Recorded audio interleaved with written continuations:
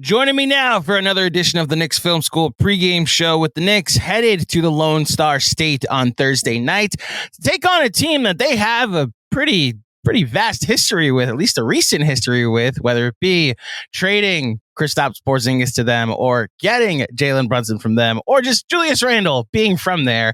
And maybe there was an improbable comeback that happened in the last 30 seconds in a game last year. We should not talk about that in any way, shape, or form. From the Mavs Step Back podcast, welcome back, Mr. Dalton Trigg. Dalton, how you doing, man? Andrew, I'm doing good. I appreciate you having me back on. Seems like it's always fun when the Mavs and Knicks get together. And like you said, there's a lot of recent history there. There's really, going back to 2019, there's just been tons of connections between the Mavs and Knicks. So it's like there's always going to be some kind of fancy, good storyline going into these games. And I can't wait to see what happens at American Airlines Center tomorrow. Because like you briefly mentioned when we were talking, there was a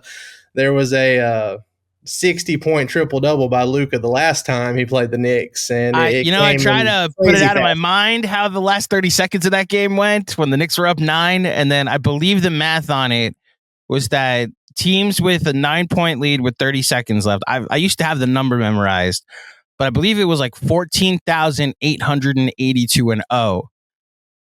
And then it was end one. I couldn't believe it. I mean, I vividly remember Luka with, it was maybe 4 seconds left. They had to take it full court. I remember him heaving up a three and him thinking he got fouled on the three, but they'd caught it before the three.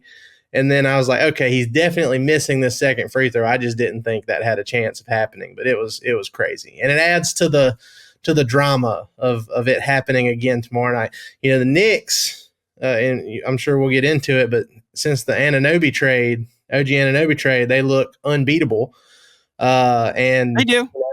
They're hot. The Mavs, they were hot until they had a complete dud against the Memphis Grizzlies, what's left of the Memphis Grizzlies on Tuesday night. So we'll get into it. I have an order I want to get things in, and we'll save some Knicks stuff for the end. But it's interesting. Like I said, the recent history of both of these teams, it's almost like you looked forward to playing the Mavs because it was KP coming back to MSG, or it was Brunson potentially going back to American Airlines. It's Arena or Center? No, it's Center because the Heat used to be American Airlines Arena. I just realized this is Jalen Brunson's first game back at this arena because he was out for that game last year in Dallas. So there's obviously the different things that have happened between the two franchises, and it's almost like the Raptors have replaced the Mavs, because I go into this with just like, oh, it's a good basketball team that the Knicks are playing on Thursday night, and the Knicks Mavs of it all doesn't have as much punch as it used to. However, in digging into what's happened with the Mavericks this year, they have almost identical, the same record as the Knicks. And while the net ratings may be different, the Knicks are obviously something's happening with this post Anunoby world that I'm hesitant to put any kind of ceiling or floor on at the moment.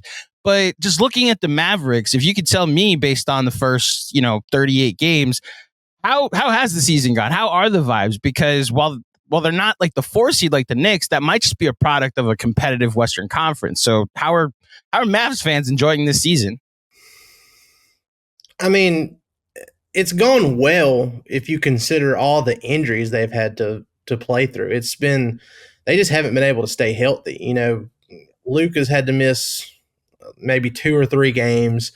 Derek Lively, he's had 2 unfortunate ankle sprains. Both of them came against the Portland Trailblazers. Kyrie Irving had Dwight Powell fall on his leg in Portland against the Blazers, and it caused him to miss 12 games with a heel contusion. So the Mavs don't play the Portland Trailblazers anymore, so maybe we don't have to worry about any more of these these injuries the rest of the season. But, if it wasn't for some of these really untimely injuries, I think their record would be a little bit better than what it is right now. They kept their heads above water. A lot of that is because Luka's playing at a MVP level. Even when Kyrie Irving wasn't there, he took it up a notch. Now, obviously, the minutes increase when that happens, and that seems to take its toll on Luka over a long period of time, but overall it's been good. When Luka, Kyrie, and Derek Lively all play, the Mavs are 10-4 this season.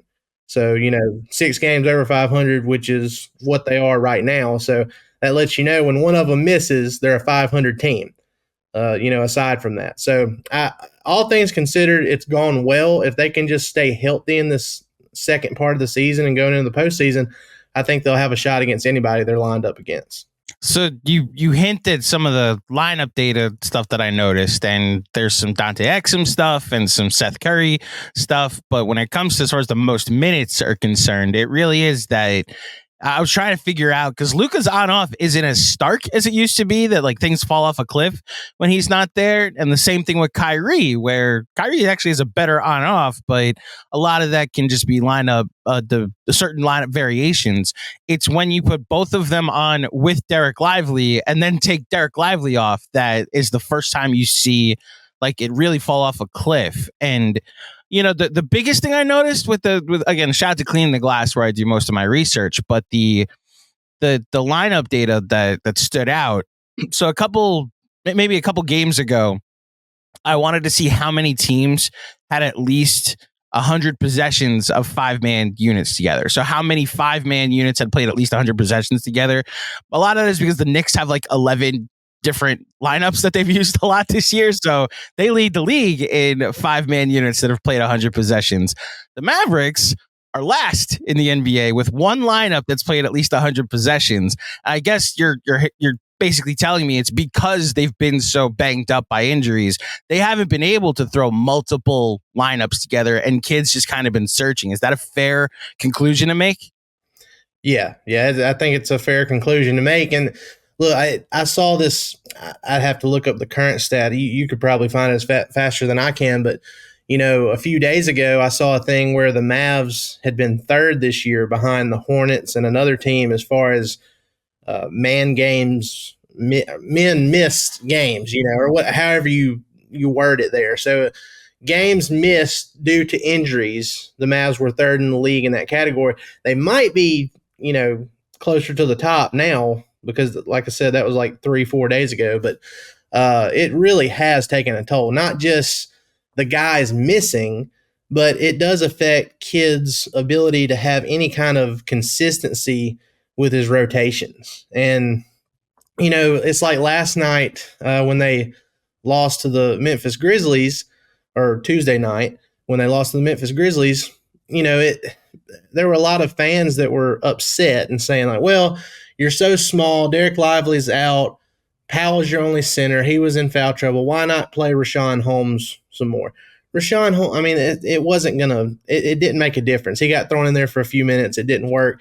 There's just not anything there past Derek Lively that will help the Mavs in their front court situation. So they're going to have to probably address that with a trade. And if not with a trade this season, it's definitely got to happen in the offseason after this year. But, backcourt, they're fine. You have Luka, you have Kyrie. Like you mentioned, Dante Exum, he's been a revelation this season, making his first year. It's his first year back in the NBA after taking 2 years off playing overseas. He's been great. Derek Jones Jr. has been great. He's started pretty much every game, I believe, except for a couple.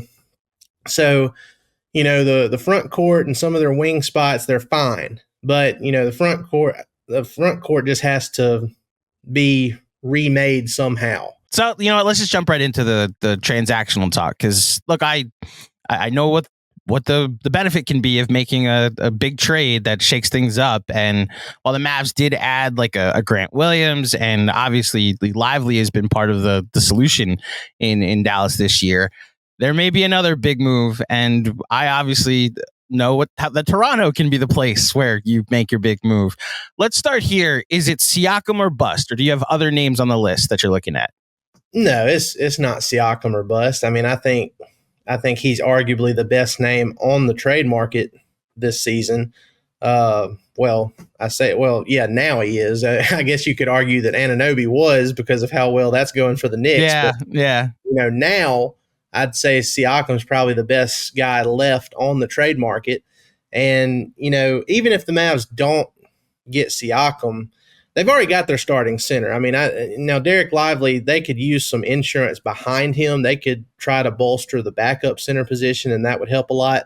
But they're good at starting center. Now, starting power forward is where, they did the sign-in trade for Grant Williams over the offseason. He started out blistering during the first 10 to 12 games of the year. He was shooting like 55% from three, I think, after those first 10 to 12 games. And then since then, he has just been, I sound like I'm being critical when I say he's been a bust, but that's really what it's been since that first, 10 to 12 game stretch. It's gotten to the point where he started out as the starting power forward for the Mavs. Before Kyrie Irving came back from his 12-game absence, he had already been taken out of the starting lineup by Jason Kidd. And then most recently, Tuesday against the Grizzlies in that embarrassing loss, he had the famous Tony Snell stat line in the first half, the 0, 0, 0, 0. Yeah, are you kidding me?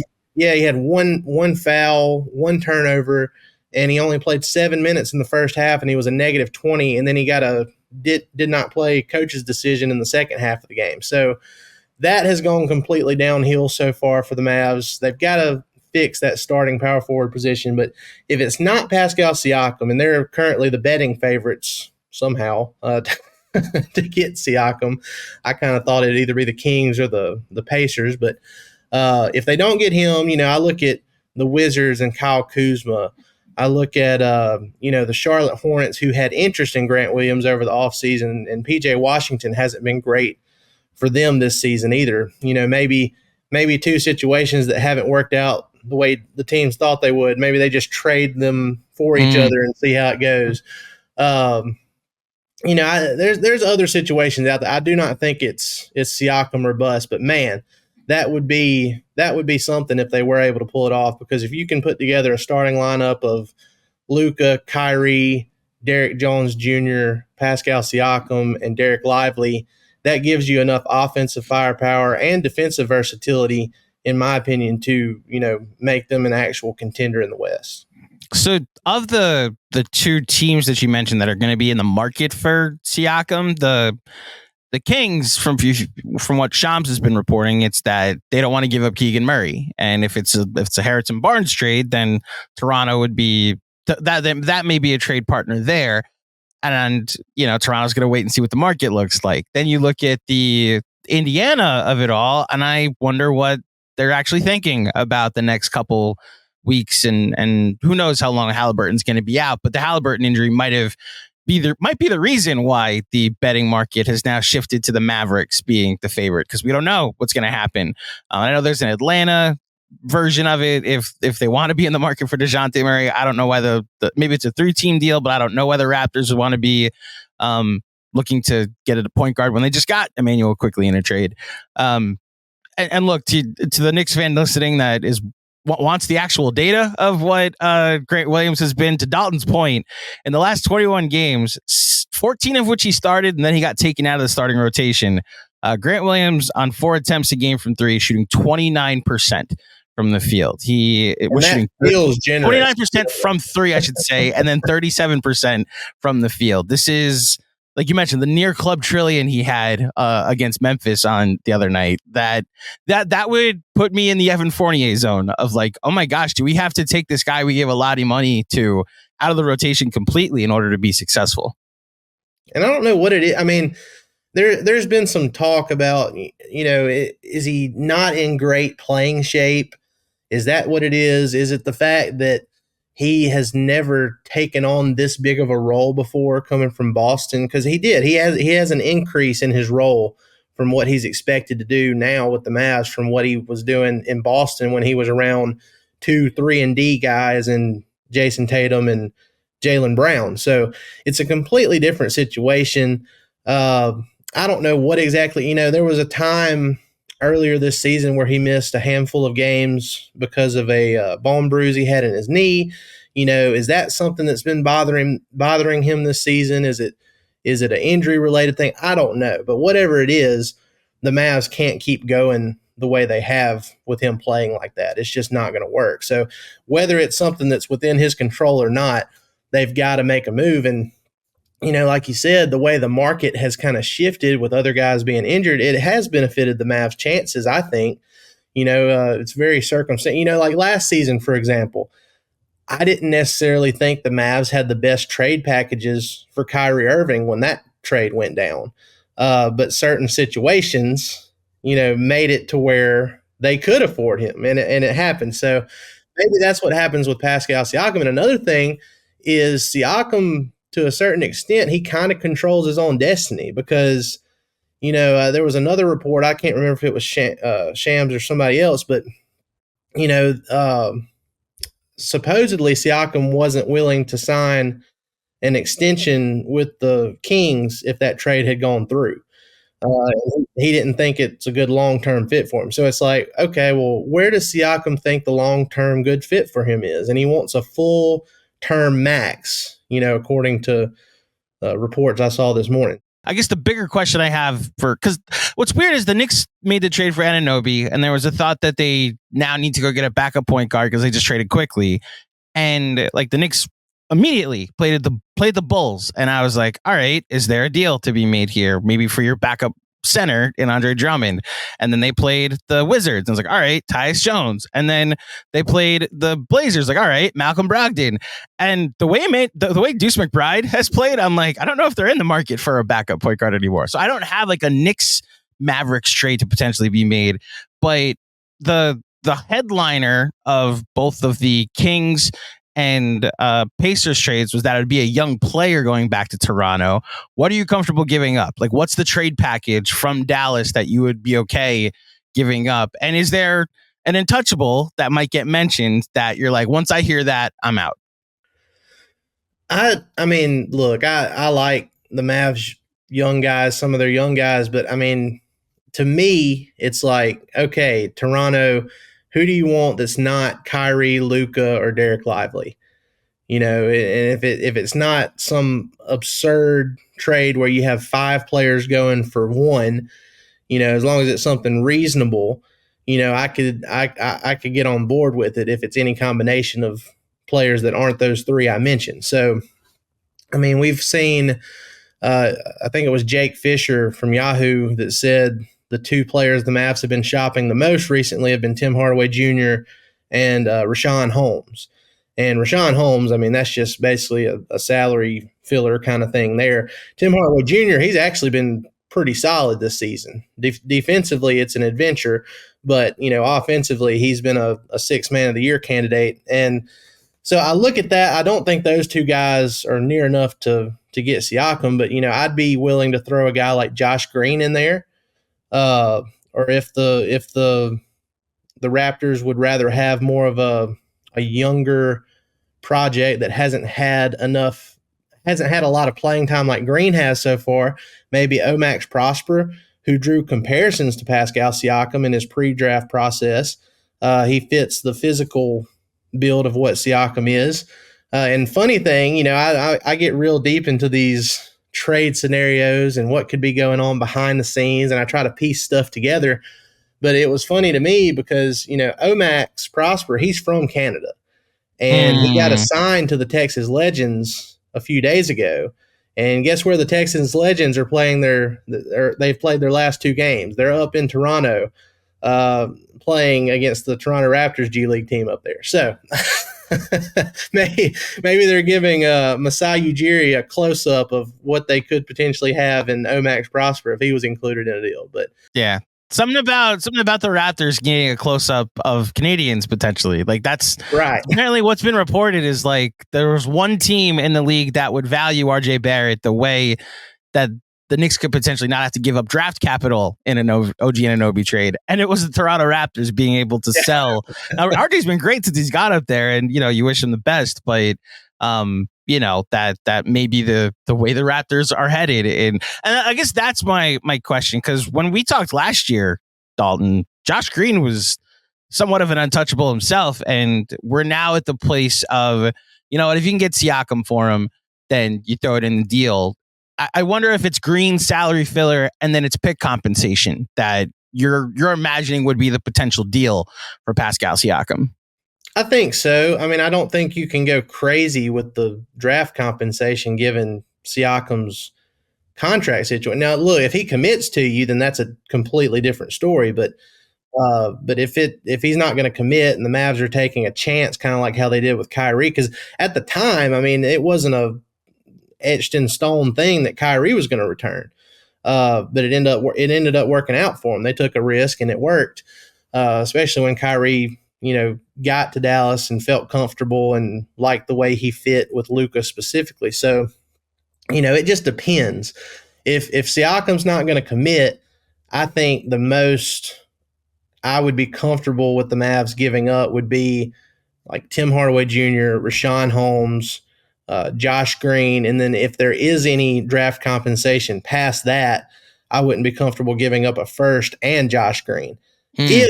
If Siakam isn't committed, now if he's committed, then maybe you give him a first round pick swap or something like that, because the Mavs draft compensation for the foreseeable future isn't great. Just because, mainly because of that pick that we owe the Knicks that still hasn't conveyed. So, listen, that's what I'm looking at. It's the Mavericks' fault it hasn't conveyed yet after last season. Like as far as how that season ended, And I'm not complaining. I mean, it's worked out for him quite well with Derek Lively. So, it is what it is. But that's I don't know. We'll see. That's what I would be comfortable giving up, even if they wanted. Say Josh Green isn't the player that Toronto would want as the young piece in that trade. If they wanted a guy like Jaden Hardy, who's shown promise as a young young guard that can light it up from three, and he's working on his handle and everything like that, or if they wanted the Pascal Siakam starter kit for Pascal Siakam and Max Prosper, something like that, I'd be fine with it. But, the draft compensation stuff is where I'm kind of hesitant depending on what his commitment is. I guess there's going to be a risk, obviously. But as you mentioned, the Kyrie stuff, when they made the trade, I know the Lakers, and there was the rumors of whether he was just going to try to force himself to the Lakers anyway. I always thought the Mavericks come to him with the right deal. Like if they just come to him with the right money, which they did eventually, that he'll sign something long-term in Dallas. And it's funny, the speculation in all of the national offseason pods was like, well, he signed that deal. It matches up perfectly with some of the Lakers salaries. If the Mavericks are hovering around the play-in again and the Lakers are a 6 seed, then there's a deal right there. And the Mavericks can go full tank. And now the Lakers are hovering around the play-in and the Mavericks are hovering around the 6 seed. And it's now worked the opposite way. How the mighty have fallen since the in-season tournament. It's so funny that you mentioned that, because I remember all that. I remember how everybody with the Lakers media, and not just Lakers media, but just the national media, like Brian Windhorst and guys like that, just pushed that Kyrie to LA narrative, even though there's nothing to back it up, over the last year. And, so I kind of take my shots back. I don't know, but my work at DallasBasketball.com, I kind of survey the NBA trade landscape, and I'll write about different ideas and try and piece them together. Well, I did one on LeBron James. Maybe he wants to ask out and come play with Kyrie in Dallas, because you remember Shams over the offseason reported that Kyrie reached out to LeBron to see about, what he felt about coming to Dallas potentially. So I've kind of turned it around on him a little bit. Let's get that going for once. It's only fair that you turn the tables. Now, it sounds like Kyrie's found a home. Like I had the peripheral view of what's Kyrie and what happened over in Brooklyn, because of quite literally, I live across the city from where all that happened.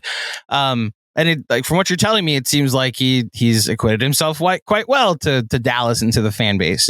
Is that a fair assumption, and I guess more of an assessment of what's going on there? Oh yeah. He's very comfortable in Dallas. He from top to bottom in the organization, there's great communication, which wasn't.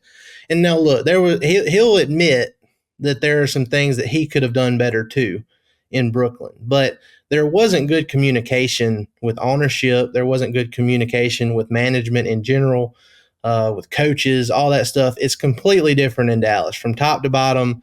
Mark Cuban, GM Nico Harrison, Jason Kidd, the relationship he has with Luka now, and some of the other guys on the team. I mean, it's night and day different from what he had in Brooklyn as far as an overall organizational relationship. And even with the media, the media isn't just trying to stir stuff up, for lack of a better word, going at it. Now also, to Kyrie's credit, he hasn't really given the media a reason to try and go stir anything up since he's been in Dallas. So overall, it's been great so far. And I mean, I know there's still people out there that think, oh, well, it's just a matter of time before something else happens. I don't think so. I think he's comfortable. He said that he's at peace with, where he's at in his career and his family. He has family that lives in Dallas.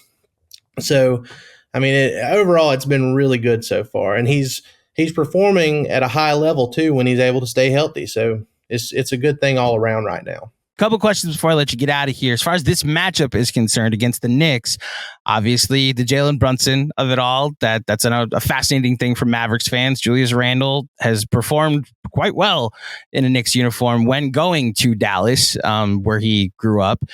Big Cowboys fan, that Julius Randle. He brings it up often, which has made all the Giants fans. It's actually Brunson being an Eagles fan and then Julius being a Dallas fan has made all the Giants fans very frustrated with the two best players on the Knicks. What are your thoughts on the Knicks? I like to give over the pod at a certain point to my guests to see if they have thoughts or questions, whether it be about the Anunoby deal or about the Knicks in general. How do you view the Knicks coming into this matchup against Dallas? Well, before I give my thoughts on the Knicks, I got to say that, Mavs fans feel the same way about Grant Williams, not only just because of how bad he's been playing lately, but he showed up to a game early in the season wearing a Jason Kelce Eagles jersey. Wow. And so he's kind of taken Brunson's place as being the Mavs Eagles fan, but he's not playing at the Brunson level. So it's more of a doesn't problem. have the same grace that Knicks fans do. It's like, I love that you're our favorite player. I hope you lose in the Super Bowl. Yeah. But I'm very impressed with how the Knicks have, carried themselves since getting Brunson. I mean, they seem to have made all the right moves. The OG Anunoby trade, they were patient. They didn't rush anything with Donovan Mitchell over the last offseason. They waited for the right deal. I think they made it. And like you said, they've won 5 in a row. They're first in most categories in the NBA since the start of the new year. They're just firing on all cylinders. Now, I do, and Brunson specifically, I was of the opinion when he was in free agency, I was just like, pay him whatever he wants, like even if it was a full match. And that might not have mattered. I mean, he could have still chosen to go wherever he wanted to, but I think he might have considered it a little bit different. If it had been considered, there wouldn't have been he would have at least known Dallas is willing to come with the full, like you said, and maybe would have made the decision more difficult. Right. And that's that was my take on. I was like, just pay him what he wants and, let it play out the way it did. Now, even with that being said, though, I didn't think he was going to turn into what he is right now. Like he is like borderline star level with how he's been playing in New York. And it's been great to see. I mean, he's a great guy. All Mavs fans loved him when he was in Dallas and hated to see him go the way he did. So he's been great. Like you said, Julius Randle always kills the Mavs. Before he got more consistent in his career, I used to call him a versus Mavs all-star, as in a guy who didn't really play well against other teams, but then when he played the Mavs, he'd go for like 35 plus. He's good enough now to where he's just a good player. He's not just a versus Mavs all-star. But I'm very interested to see how this game goes because, like I said, the Knicks, they look unbeatable since the OG Anunoby trade.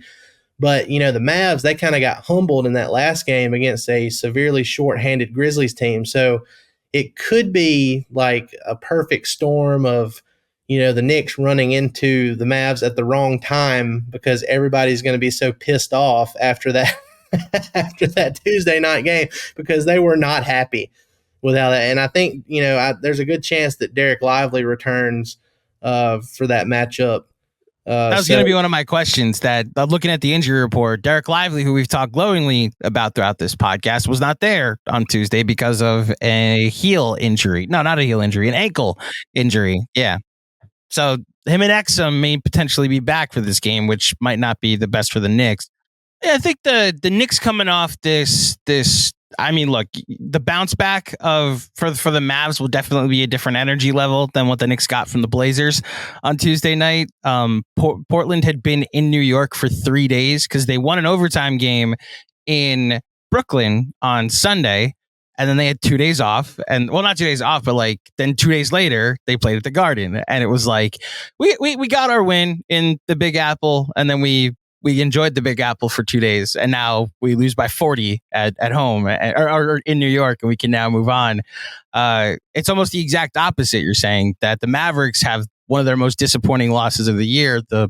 The Grizzlies at home, the day that they found out that Ja wasn't playing, and to have that performance, or that Ja was out for the year, I should say, and then you have that performance. And this is the opposite, that now there's a bounce back for the Mavericks, and potentially with Derek Lively, who Knicks fans, we quote the dunks and three stats all the time, defensive EPM.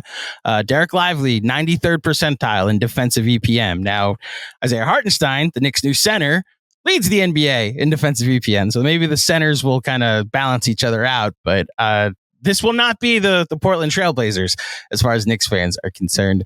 Well, that was nice for the Mavs to start this season-long 7-game homestand with 2 games against the Portland Trailblazers.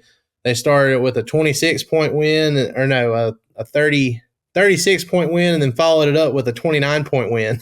And Luka didn't play in the second one, right? Right. Yeah, he was out for that second one. So, it and then that's what made the Grizzlies game so disappointing is, the Mavs, they were coming off that the season best win of the year against the Minnesota Timberwolves, the West leading Timberwolves. And then, to come back and have such a letdown against a team in the Grizzlies that didn't have any, Jaren Jackson Jr. wasn't playing in that game either. It was just, it was the Desmond Bane and Marcus Smart and Xavier Tillman show in Dallas. It was crazy. Yeah. One question before I get to the way I end every pod, but you mentioned Jalen Brunson and how you would have given him the max, and like obviously they went and got Kyrie, so they have filled his role. But what do Mavericks fans now look at the Jalen Brunson departure, and how many of them agree with you? Do Mavericks fans see what's going on with Brunson and wonder like what could have been still, if at all?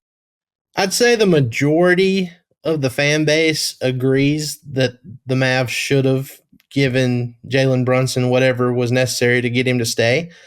But, I'd also say that same majority doesn't want to talk about it anymore, because anytime I mention anything about Jalen Brunson on Twitter, I get several replies saying, let it go. Stop talking about it. Yeah. And I mean, look, I get it. Like you said, they did. They went out, they got Kyrie Irving. It's not that big of an issue from a positional standpoint. But, the age difference and, you wouldn't have had to give up the assets you did to get Kyrie. You would have had that 2029 first round pick. There's a lot of stuff that goes along with it that could have, carried over if they had. I mean, they were coming off a 2022 Western Conference Finals run that season. So if you keep the band together and you keep building on the chemistry that you created that season, who knows what would have happened. But yeah, that's what I'd say the majority of Mavs fans agree with me and my thoughts on what should have happened with Brunson in free agency, but there's a lot of them that just don't want to hear about it anymore. And that'll be the last time to any Mavericks fans watching that I bring it up. I was more just curious. I mean, I guess one follow-up. Have any Knicks fans jumped in your mentions to be like, to rub it in about what Jalen Brunson is and what's happened in New York? Pleasantly surprised with Knicks. It seems like the only fan bases that I really kind of piss off during the season are Clippers fans and Suns fans. That seems to be the two fan bases that really get hostile. But Knicks, it's been kind of calm. So I'm kind of, that kind of helps with having, I don't have any hard feelings against anybody with the Knicks or anything, or how that stuff it's water under the bridge at this point. So, but that definitely helps, that the fan base has been kind of chill about it. How many Mavericks fans don't have hard feelings? Because I know, like, they legitimately recruited him during the playoffs. Now, I don't know how much that game they showed up to mattered when, like, Leon Rose and Sam Rose, that might have already been in the works before the conference finals run even happened. But, like, is there any Mavs fans that still hold ill will against the Knicks for what happened? I'm sure there are, but you know, I think a lot of that went away as soon as the Kyrie trade happened because they moved on. The Mavs, they really didn't have a sense of direction at the, with their backcourt. Who was going to be the backcourt partner with Luka? And they didn't have a sense of direction with that. And then once that trade happened during last season, it was like, okay, we have a little bit of a sense of direction here, and we can kind of get past all those hard feelings that I'm sure people still are upset about it, but I mean, what can you do? It's like back in the day when essentially the same thing happened with the Mavs and Steve Nash going to the Suns. You know, it is what it is, and it worked out. The Mavs ended up, having a lot of success after that point. Nash didn't go on to win any championships. Mavs ended up getting one in 2011. Not saying it's going to be the same thing now, but, I think it's fine. Now, with all that being said, when the Mavs and the Knicks meet in the NBA Finals this season, all of that's going to come back up, and it's going to be a complete it'll be the national narrative. Now all the pods are the profile of Jalen in Dallas and what could have been him and Lucas sitting down on opposite ends. Yeah, I can already see it now. Went to the Knicks. Exactly. I will say, just from the Knicks perspective, a Knicks fans perspective, last season was trending toward, like, this worked out perfectly in that, like, you got Jalen Brunson from the Mavericks. They got stuck with Kyrie. This is, again, the Knicks perspective. They got stuck with Kyrie. They were going to miss the playoffs, and then we were going to get their pick. And then those last 3 games happened, and the Mavs were like, nope, you're not getting our pick whatsoever. We're getting this pick this year. And as mad as we were, seeing it work out with Derek Lively is I'm at the point of respect for the chess move, even if I was watching those last 2 games against the Bulls and then against the Thunder being like, I'm rooting for the Mavs here. I'm very much rooting for the Mavs here. Not only did they get their guy in Lively, they would have taken him with the 10th pick anyway, but they traded back to 12th, got off of Davis Bertans' contract, and then they ended up taking on Rashawn Holmes and getting the 24th pick and Omax Prosper. So they essentially got 2 first-round picks out of it, guys who they're really high on going forward. I mean, I know the national media, and I'm sure Knicks fans were very upset when all that went down, but we had everything clinched. The only thing I had to watch that week was, do the Mavs lose, or do the Mavs do what you give us their do. pick? Again, I have gotten to the point where I respect the chess move. It doesn't mean I wasn't annoyed when my queen got taken off the table. If the Mavs don't keep their pick last year, things are a disaster grim going into this season. Yeah, it's a disaster, which is why, again, I understand and respect it. Last question before I let you get out of here. I do this with every guest that comes on, the Mount Rushmore of rivals, where every offseason, the NBA schedule gets released. There are dates we circle on the calendar, teams we look forward to. There are obviously rivalries that get built up over time. So, Dalton, who for you, from the perspective of the Mavs, and maybe the Knicks are on this list because of the connections that exist, who are the 4 teams that you look forward to playing the most on the Mavericks schedule? I would put the Knicks on the list. I wouldn't put them at the top of the list, but I think but they're on it. They're on the mountain. You have to put them up there. Let me think about it. The Clippers, they definitely have to be up there given the playoff history between them and the Mavs, Luka and Kawhi and Paul George. And, there's a lot of different pieces on both sides now, but, they still like to go at each other. So let's see. That's 2. That's the Clippers. That's the Knicks. Definitely the Phoenix Suns because of all the hostility that we've seen between Luka and Devin Booker. I was going to say there's a Luka Booker thing. Yeah. The Knicks have played the Suns twice, and the Mavericks came up both times on both of those pods in the Mount Rushmore. It's funny because a lot of the pieces, pretty much all of the pieces, the main pieces from that Suns team that got beat by the Mavs in the second round of the playoffs a few years ago, they're gone. I mean, it's not the same team whatsoever, but Lucas still has it in his mind. Every time he plays the Suns, especially in Phoenix, he's gonna do bad things to the Suns in Phoenix. Mm-hmm. So that's the big three. I'm trying to think of who might be the next. I guess I don't know. Probably the Warriors. The Warriors. Okay. Probably the Warriors. Now I don't know, mainly just because of how that Western Conference Finals went a few years ago. But it seems like every time Luka and Steph get together, it's just one of those games where Luka's going to bring his A game because he respects the greatness he's going up against. That's one of those that I really like. You know what? I'm going to make a last second. I'm going to axe the Warriors there. I'm going with the Knicks, the Clippers, the Suns, and the Lakers. That's the my Lakers. Four. Okay. Because those are all. I don't know if you've watched Mavs Lakers games over the last 2 seasons. Those games always come down to the wire. Like they're really competitive, really good games. And the Luka versus LeBron stuff is always fun. So the most interesting thing about the 4 teams you named, and this has happened a few times when I've asked this question, but if you ask a Knicks fan, like Brooklyn obviously gets brought up sometimes, Boston, Philadelphia, the locality of it, and the fact that you're playing your division rivals often. And what's funny, those 3 teams were always the 3 that got brought up. This trade now adds a Toronto angle that all 4 teams are probably your biggest rivals. Now, I would have Indiana or Miami because of the playoff battles over the years. Dallas obviously would get mentioned, but like you didn't even think to mention a division rival in your Mount Rushmore. And maybe it's because of what's happened with the Spurs over time. But I know that in the 2000s, like Mavericks Spurs was absolutely a thing, right? Oh yeah. I mean, it's just an era thing. Those teams are a step back. And look, maybe the Houston Rockets get there sooner now that they have Dillon Brooks, and the Mavs have had their spats with Dillon Brooks over the years too. So, maybe something happens there. Maybe Wembanyama versus Luka heats up over the next few years. But I think once those teams get better and, the games are more competitive, then, I think that will more competitive consistently. I think they'll eventually build back up to that point. But, right now it's just another game. It doesn't have the same juice that some of those other matchups do.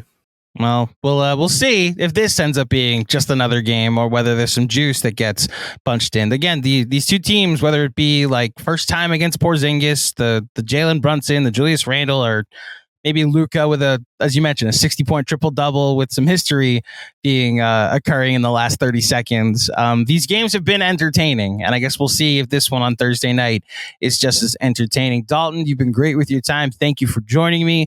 Before you get out of here, tell the fine folks at home where they can find you and all of your stuff. You can find me talking Mav stuff 24/7 on Twitter, or I guess X, formerly known as Twitter, at Dalton_Trigg. You can find all of my written work at dallasbasketball.com. You can find all of our podcast stuff. We're on all the different podcast places where you get them. YouTube, if you want to watch, we're on YouTube. It's Mav Step Back Podcast. So be sure to go give us a like and a subscription over there. We greatly appreciate it. And I gotta say, and I'll do this officially, but as a Mets fan that had to sit here for the entirety of our show and our conversation, and I had to watch you wear a Texas Rangers World Series hat. Congratulations. I was bittersweet watching DeGrom and Scherzer. I mean, they didn't actually perform I guess Scherzer did perform in the playoffs, but to win a World Series with another team, I look forward to one day maybe my team being the team that has DeGrom and Scherzer and winning a World Series, which was the plan 2 years ago. Yeah. But I'm sure you're in the honeymoon phase because your team just won the World Series. So congratulations. Oh yeah. Look, I'm not the biggest baseball guy in the world, but that was one of those playoff runs where you could not look away. Like, that was incredible. Undefeated on the road. It was a special year. I don't know how next season is going to go, but everybody's enjoying it while they can. The beauty of it is that banner flies forever, and the path path to it, where you beat a bunch of 100-win teams, you beat the defending world champs, and obviously the interstate rival in Houston in one of the more fun series. Yeah, congratulations. And again, you have some Mets fans that were having some complicated feelings. At least I'm concerned watching that World Series. That's for sure. Dalton, thank you as always for joining me. Andrew, I appreciate it, man. Anytime.